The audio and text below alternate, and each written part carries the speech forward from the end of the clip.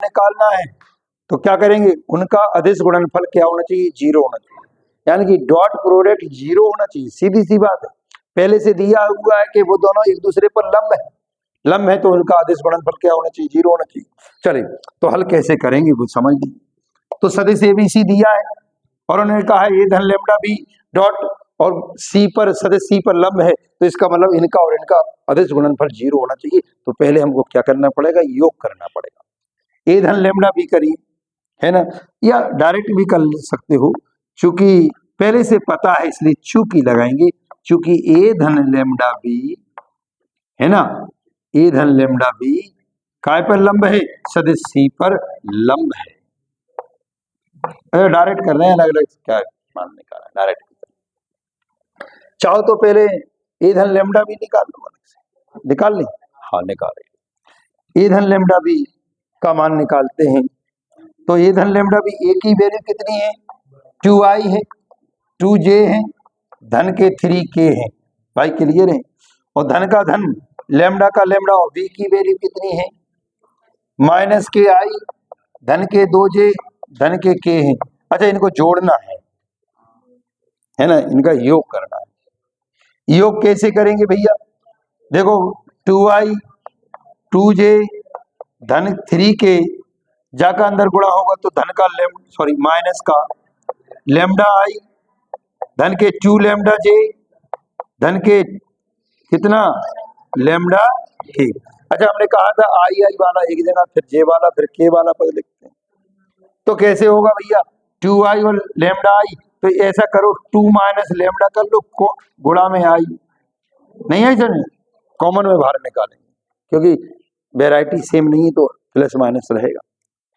अच्छा 2j वाला j दोनों j जुड़ जाएंगे तो कितना हो जाएगा, 2 + 2 लैम्डा और गुणा जी।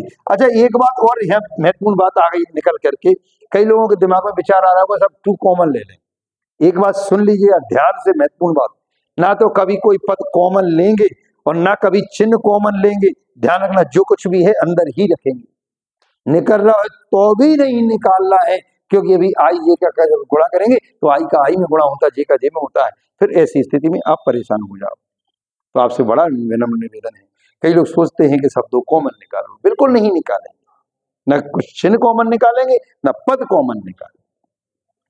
अब के वाला के वाले के साथ जुड़ेगा तो कितना आ जाएगा, 3 + लैम्डा और गुणा, कोई डाउट तो नहीं, आई जे की ये अपना मानो।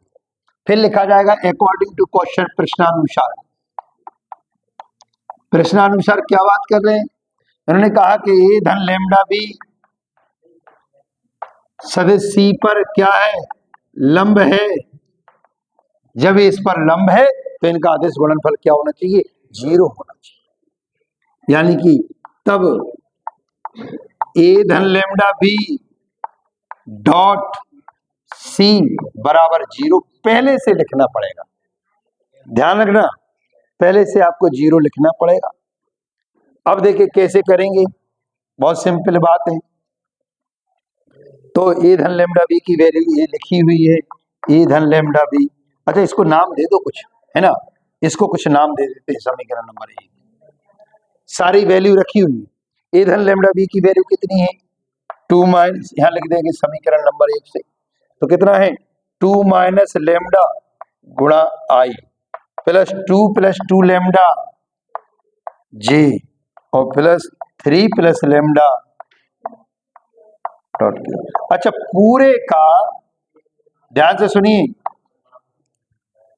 ये हुआ इसका मान, डॉट का डॉट और फिर सी की वैल्यू ये वाली कितनी है, 3i धन j और धन 0 k।